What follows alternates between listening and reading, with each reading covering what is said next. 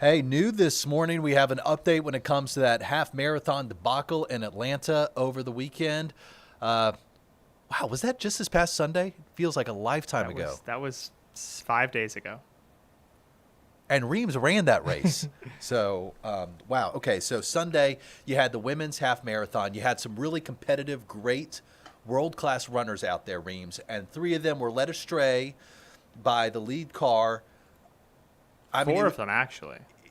Four runners led astray. The top three were led astray. Kind of a freak accident scenario. Yeah, so there was, for those that were not with us a few days ago when we got the update from the Atlanta Track Club, essentially, big top line here, there was a police emergency that caused law enforcement to leave the corner where this incident happened.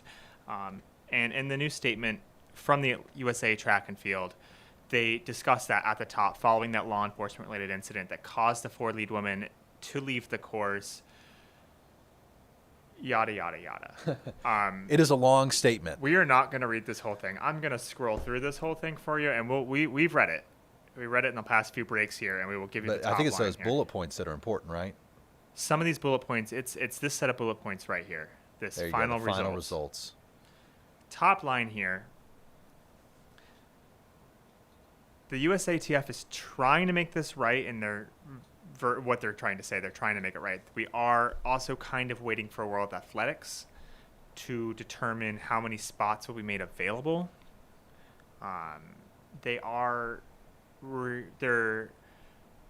essentially giving the points. It's kind of like NASCAR in the sense where there's a points value to it. They're giving those points to the ones that would have won.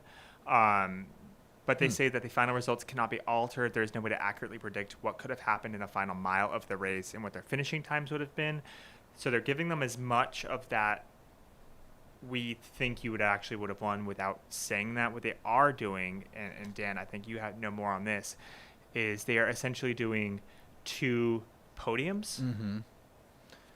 The podium that technically finished first, and then the podium of the women who were led astray. So there it is.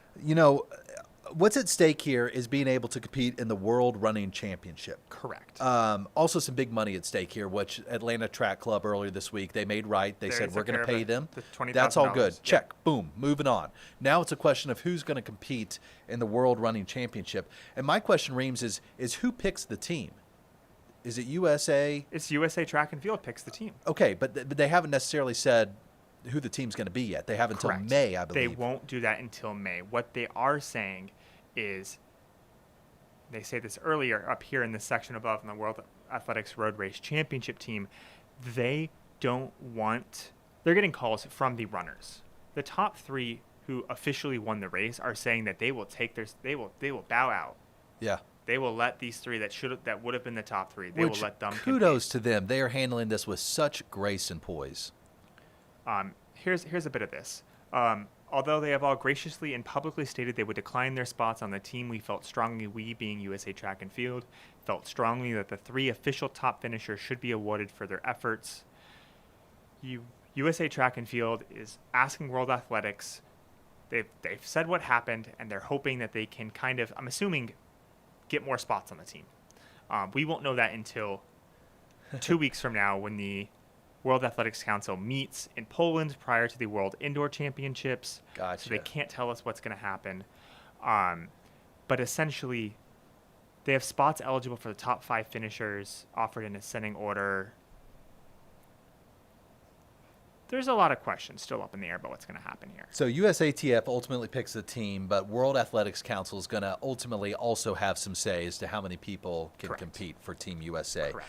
I also want to point out that Jess McLean, who perhaps should have, finished first, she's been vocal in all this. You see her pictured here in the middle. And she posted on Instagram when the statement came out, "I walked away from our conversation tonight grateful and hopeful.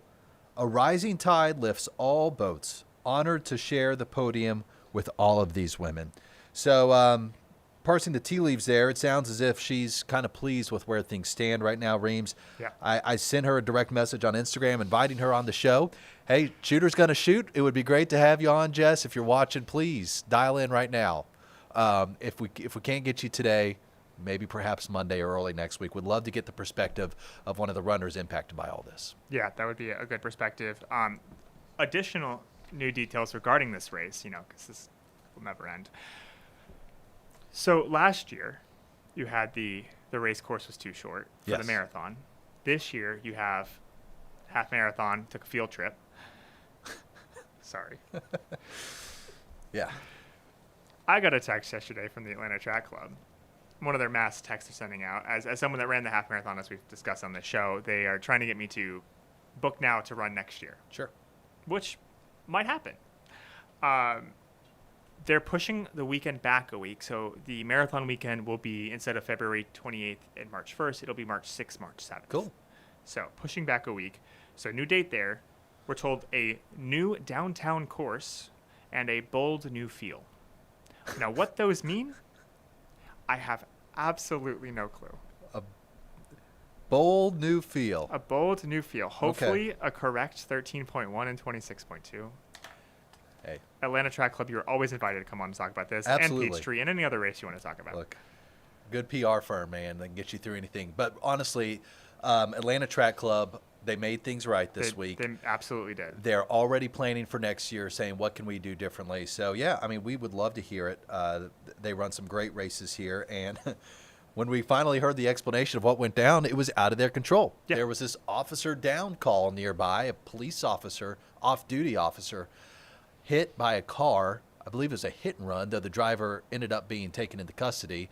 And thankfully, that off-duty officer, okay. But when that call goes out of the scanner, you clearly can understand why officers nearby would leave their post to go check on one of their brothers.